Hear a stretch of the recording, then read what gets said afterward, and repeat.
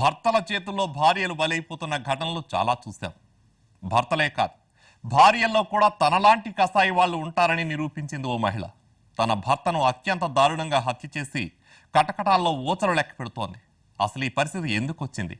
ఓ సాధారణ మహిళ ఎందుకు అమానుషంగా ప్రవర్తించింది? ఓ నిరుపేద కుటుంబంలో జరిగిన కల్లోలంపై ఇవాల్టి క్రైమ్ ఫ్యాక్టర్.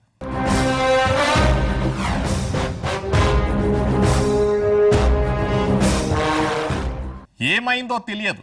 తెల్లారేసరికి ఆ ఇంట్లోంచి ఏడుపులు వినిపించాయి. సమయం గడిచే కొద్దీ జరిగిన దారుణం ఊరంతా తెలిసింది. అందరూ విషాదంలో మునిగిపోయారు.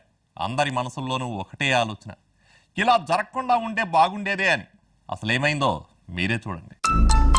ఇది విజయనగరం జిల్లా గజపతి నగరం మండలం తుమ్మికాపల్లి గ్రామం. అప్పటి వరకు ప్రశాంతంగా ఉన్న ఈ ఊళ్ళో ఆ రోజు తీవ్ర కలకలం రేగింది.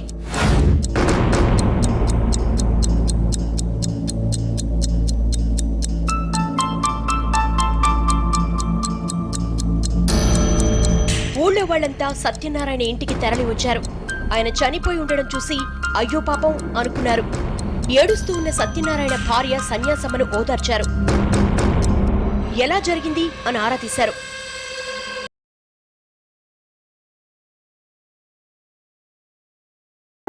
రాత్రి తాగి పడుకున్నాడని, తెల్లారి చూస్తే నిద్రపోతూనే ఉన్నాడని చెప్పిందామె.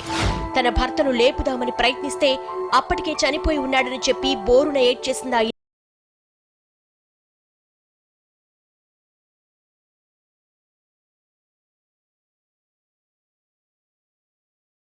ఈ పేద కుటుంబానికి పెద్ద దిక్కు లేకుండా పోయిందే అని చుట్టుపక్కల వారంతా బాధపడ్డారు.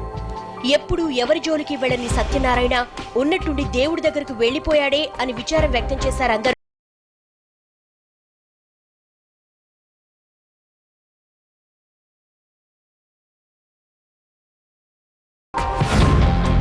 తన ఇంటి దగ్గర ఏమైందో, ఎందుకు జనమంతా అక్కడికి వచ్చారో సత్యనారాయణ పిల్లలిద్దరికీ అర్థం కాలేదు. కాసేపు తండ్రి శవం దగ్గర, కాసేపు తల్లి వెంట తిరుగుతూ కనిపించారా పిల్లలు. వాళ్ళని ఆ స్థితిలో చూసి ఊరి జనం కలత చెందారు. తండ్రి చనిపోయిన విషయం కూడా తెలియనంత పసిప్రాయం వాళ్లది. విషయం పోలీసులకు తెలిసిందే. అక్కడికొచ్చి ఏమైందా అని ఊరి జనాన్ని ప్రశ్నించారు. అన్ని విషయాల్ని తెలుసుకున్నారు. అతనెలా చనిపోయాడో సన్యాసమ్మను అడిగి తెలుసుకున్నారు. రాత్రి తాగొచ్చాడన్న ఆమె భోజనం తిన్నాక పడుకున్నాడని, తెల్లారి లేవలేదని చెప్పింది. పోలీసులు ఆ వివరాల్ని రాసుకున్నారు.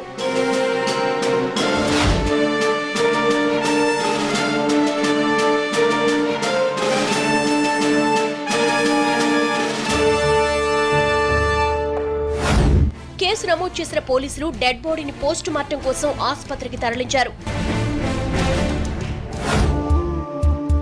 కొన్ని ఘటనలు చూసినప్పుడు కాలం వెనక్కి వెళితే బావుండు అనిపిస్తుంది. ఈ విషాదాన్ని చూసిన స్థానికులకు కూడా ఇలాగే అనిపించింది. అసలే పేద కుటుంబం, దానికి తోడు 2 పిల్లల్ని పోషించే పరిస్థితిలో సన్యాసమ్మ లేదు. మరి ఆ చిన్నారుల సంగతేంటి, వాళ్ళ భవిష్యత్తేంటి అని ఆలోచిస్తూ మౌనంగా ఉండిపోయారా గ్రామస్తులు.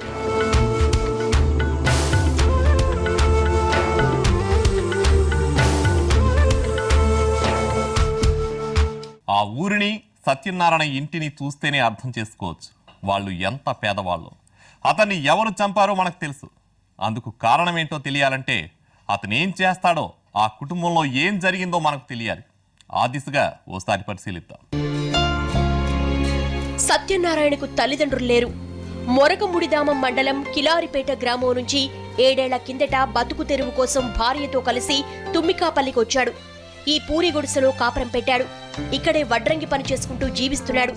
వచ్చే కాస్త డబ్బుతోనే ఈ కుటుంబం హాయిగా బతికేది.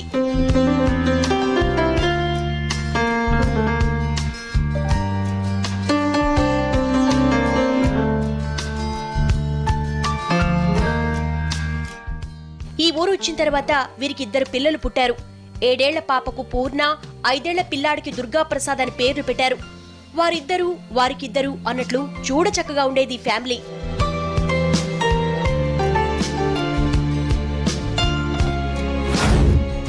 వీళ్ళు ఎంత పేదవాళ్లంటే వారసత్వంగా వచ్చిన ఆస్తులేమీ లేవు. ఈ పూరిలే వీళ్లకు ఇంద్రభవనం. వండుకున్నా, తిన్నా, పడుకున్నా, ఏం చేసినా అన్ని ఇందులోనే.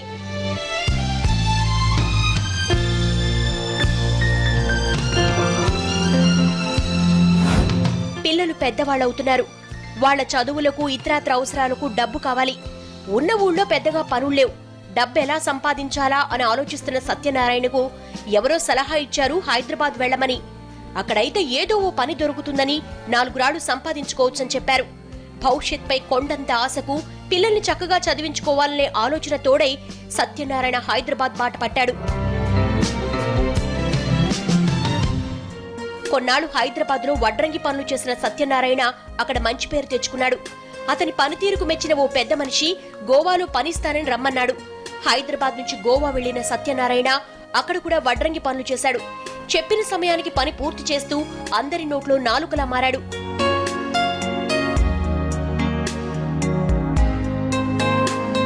పని కోసం తరచూ హైదరాబాద్, గోవా వంటి రాష్ట్రాలకు వెళుతూ వస్తూ ఉండేవాడు సత్యనారాయణ. ఈ క్రమంలో ఇంట్లో వాళ్లకు దూరం అయ్యేవాడు. తన భార్యను, పిల్లల్ని వదిలిపెట్టి నగరాల్లో బతకాల్సొచ్చేది. ఏ రాష్ట్రంలో ఉన్నా, ఎక్కడ పనిచేస్తున్నా తన మనసులో మాత్రం ఆ ముగ్గురే గూడు కట్టుకుని ఉండేవాళ్లు. ప్రశాంతంగా బతుకుతున్న సత్యనారాయణ కుటుంబంలో రేగిన చిచ్చేంటి? వివరాలు షార్ట్ బ్రేక్ తర్వాత.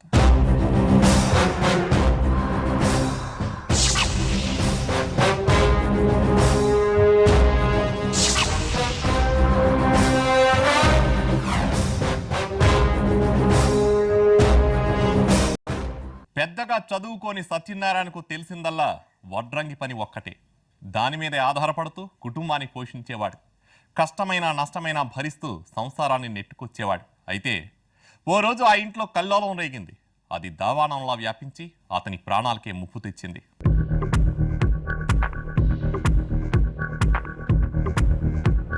పరాయి మగాడి భార్య ఎప్పుడు దొరుకుతుందా వల్లో వేసుకుందామని కాచు కూర్చునే తోడేళ్లు లేనిదెక్కడా? ఈ ఊళ్ళో కూడా ఓ దుర్మార్గుడు ఈ కుటుంబంపై కన్నేశాడు. సత్యనారాయణ తరచూ ఇల్లు వదిలి వేరే రాష్ట్రాలకు వెళుతున్నాడని తెలుసుకున్నాడు.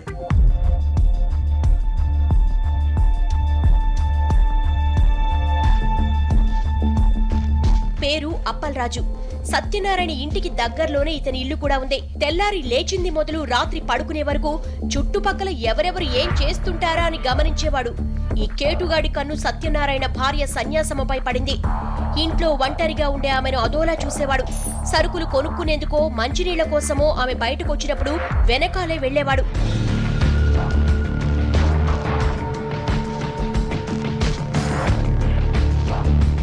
ఇంట్లో భర్త లేకపోవడంతో సన్యాసమ్మకు ఏం చేయాలో అర్థమయ్యేది కాదు.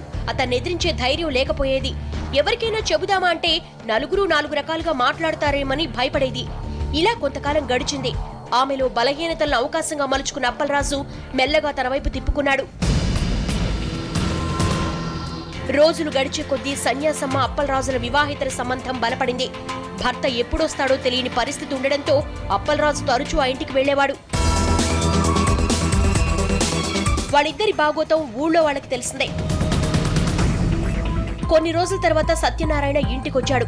స్థానికుల రహస్యాన్ని అతని చెవిన పడేశారు. ఊళ్ళో వాళ్ళు చెప్తే నమ్మని అతను తన భార్యపై పూర్తి నమ్మకంతో ఉండసాగాడు. సన్యాసమ్మ కూడా తన భర్త ముందు అమాయకురాల్లా నటించేది. పరాయి మగాడిని కన్నెత్తి చూసేది కాదు. ఓ రోజు సత్యనారాయణ ఇంట్లో ఉన్నప్పుడే అప్పలరాజు అక్కడికొచ్చాడు. అతన్ని చూడగానే షాక్ అయిన సత్యనారాయణ వయసులో చిన్నవాడైన అతన్ని గట్టిగా మందలించి పంపేశాడు.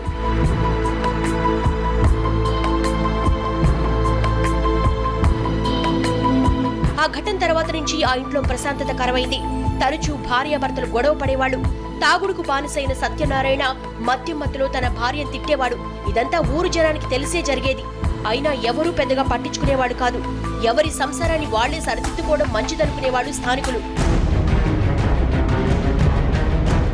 అప్పలరాజుతో వివాహితర సంబంధమే ఆ ఇంట్లో చిచ్చు పెట్టింది. ఏకంగా సత్యనారాయణ ప్రాణాలపైకి తెచ్చింది.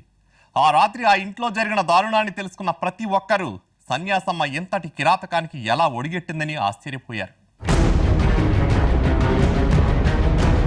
వివాహేతర సంబంధం సంగతి సత్యనారాయణకు తెలియనంత వరకు రహస్యంగా ఆ ఇంటికొచ్చే అప్పలరాజు విషయం తెలిసిన తర్వాత బరి తెగించాడు. ఏకంగా భర్త ఉన్నప్పుడే ఇంటికి రావడం మొదలుపెట్టాడు.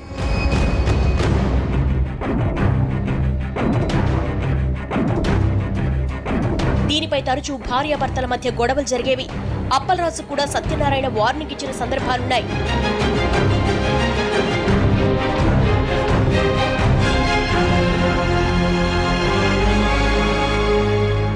ఆ రోజు సాయంత్రం ఊళ్ళో వడ్రంగి పని ముగించుకున్న సత్యనారాయణ ఇంటికొచ్చాడు. రాత్రి భోజనం చేశాడు. ఆ తర్వాత భార్యాభర్తల మధ్య గొడవ జరిగింది. అప్పటికే పనిచేసి అలసిపోయిన అతడు భార్యతో వాదించలేకపోయాడు. పీకల దాకా ఉన్న కోపాన్ని అణిచేసుకుంటూ మంచంపై పడుకున్నాడు. రోజు మందు తాగే తన భర్త ఆ రోజు కూడా తాగి పడుకున్నాడని భావించింది సన్యాసమ్మ. అర్ధరాత్రి అతడు గాఢ నిద్రలో ఉన్నప్పుడు అప్పలరాజును ఇంటికి పిలిచింది. గోతికాడ గుంటె నక్కల ఎదురు చూసిన అప్పలరాజు ఆమె అలా పిలిచిందో లేదో ఇలా వచ్చి వాలిపోయాడు. అప్పలరాజు వచ్చిన కాసేపటికే సత్యనారాయణకు మెలకు వచ్చి లేచి చూస్తే తన భార్య పక్కన అతను కనిపించాడు. ఒక్కసారిగా షాక్ అయ్యాడు. నిద్రమత ఒక్కసారిగా పోయింది. ఏయ్, ఏంటిది, ఏం చేస్తున్నారు అని తన భార్య నిలదీశాడు. కంగారు పడిన అప్పలరాజు అక్కడి నుంచి వెళ్లిపోయేందుకు రెడీ అయ్యాడు. అయితే సన్యాసం అతన్ని వెళ్లవద్దని ఆపింది. నువ్వు వెళ్లిపోతే నన్ను చంపేస్తాడు అని అతనితో చెప్పింది. ఇదంతా చూసిన సత్యనారాయణకి కోపం నషాళానికి ఎక్కింది. మంచం మీద నుంచి ఒక్కసారిగా లేచాడు. అప్పలరాజు పైకి ఉరకబోయాడు. ఆ క్షణంలో సన్యాసమ్మ తన భర్త కాలు పట్టుకుని వెనక్కు లాగేసింది. సత్యనారాయణ కాలు జారి మంచంపై పడ్డాడు.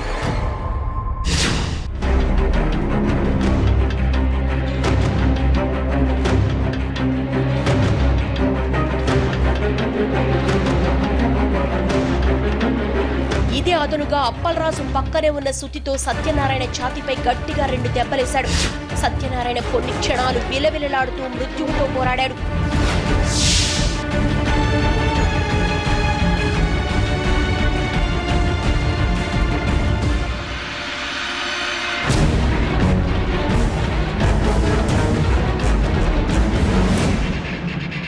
ఎలాగైనా అతన్ని చంపేయాలనుకున్న అప్పలరాజు సత్యనారాయణ పీక పట్టుకుని పిసికేశాడు. సన్యాసమ్మ తన భర్త మర్మావయవాలని శానంతో గాయపరిచింది. దాంతో సత్యనారాయణ అక్కడికక్కడే ప్రాణాలు విడిచాడు.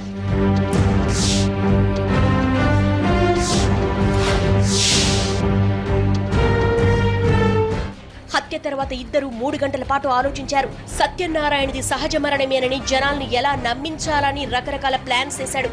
డెడ్ బాడీని పూర్తిగా కప్పేసి మొహం మాత్రమే కనిపించేలా ఉంచాడు. రాత్రి కల్తీ మద్యం తాగి చనిపోయాడని నమ్మించాలనుకున్నారు.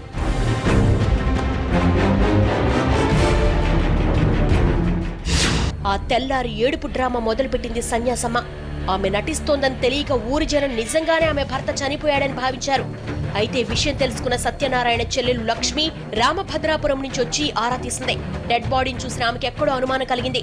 శరీరంపై గాయాలుండడంతో పోలీసుల్ని పిలిపించింది.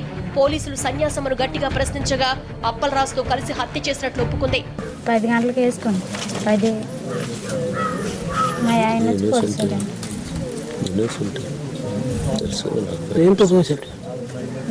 సంయుక్తం కొట్టాడండి. ఎవరు వచ్చారు?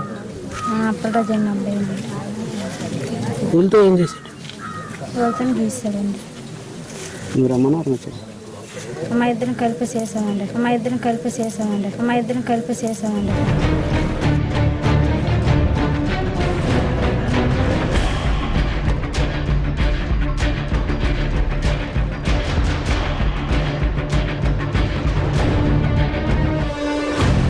సన్యాసమ్మను అరెస్టు చేసిన పోలీసులు తర్వాతి రోజు బోడిసింగింపేట ప్రాంతంలో అప్పలరాజును పట్టుకున్నారు.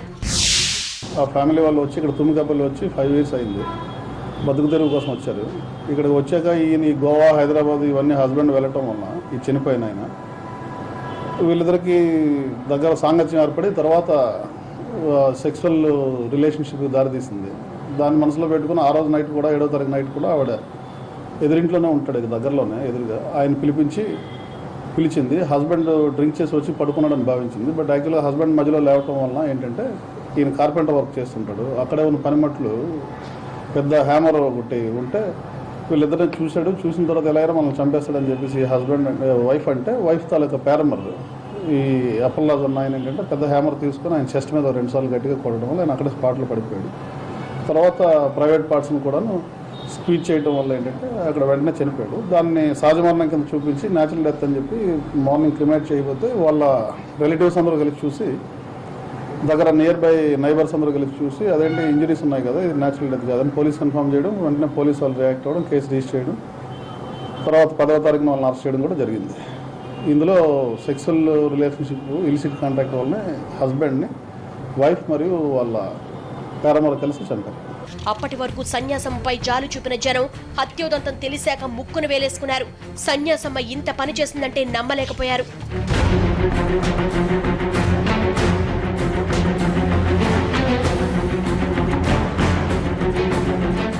సత్యనారాయణ చనిపోయాక ఆ కుటుంబంలో రేగిన మరో కల్లోలమేంటి?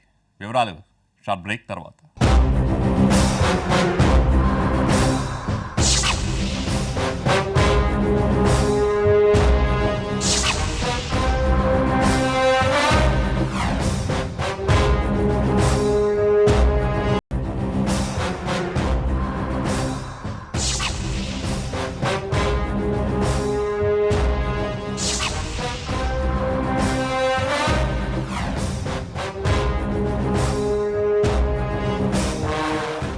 తండ్రి బతికిలేడు, తల్లి జైలు పాలైంది.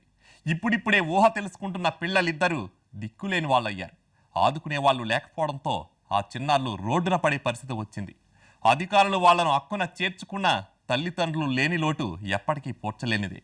ఆ పసి హృదయాలపై అది మానని గాయమే.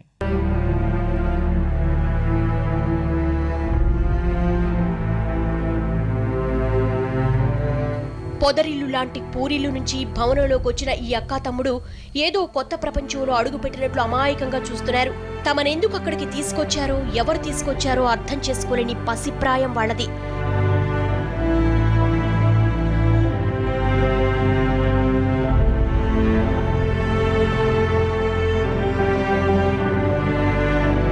కుటుంబంలో జరిగిన దారుణంతో 7 ఏళ్ల పూర్ణ, 5 ఏళ్ల దుర్గాప్రసాద్ ఒంటరివారయ్యారు. నాన్న తరపున ఎవరూ లేరు. అమ్మ తరపున బంధువులున్నా వాళ్లను పెంచి పోషించేంత స్తోమత వారికి లేదు. పోలీసులు సన్యాసమ్మను తీసుకెళ్తుంటే పిల్లలిద్దరూ అమ్మనే పట్టుకుని ఏడ్చారు. ఆ దృశ్యం స్థానికుల్ని తీవ్రంగా కలిచివేసింది.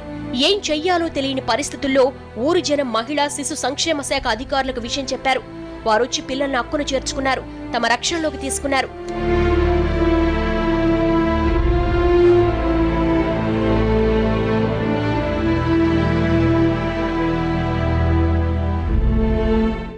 నిన్న మొన్నటి వరకు ఈ అక్కా తమ్ముడికి తెలిసిందొకటే, స్కూలుకెళ్లడం, దోస్తులతో ఆడుకోవడం, ఆకలేస్తే అమ్మని అడిగి అన్నం తినడం.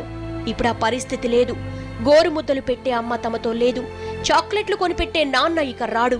తమకేం కావాలో తమకే తెలియని ఈ పసి హృదయాలకు ఇంతకంటే కష్టం ఇంకే ఉంటుంది.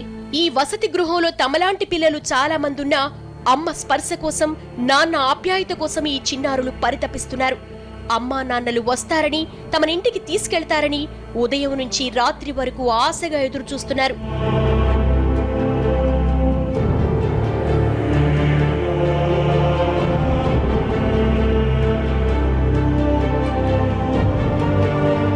ఈ చిట్టి తల్లి అప్పుడే తమ్ముడి ఆలనా పాలనా చూసుకుంటోంది.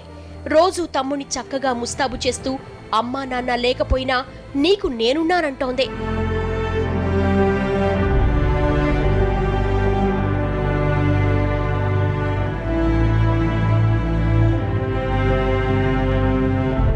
ఈ చిన్నారుల పరిస్థితి చూసి అధికారులు కూడా కలత చెందుతున్నారు. వీళ్ళని చక్కగా తీర్చిదిద్ది బాగా చదివిస్తామంటున్నారు. వాళ్ళిద్దరు ఈరోజు అనాథలుగా మిగిలిపోయారు.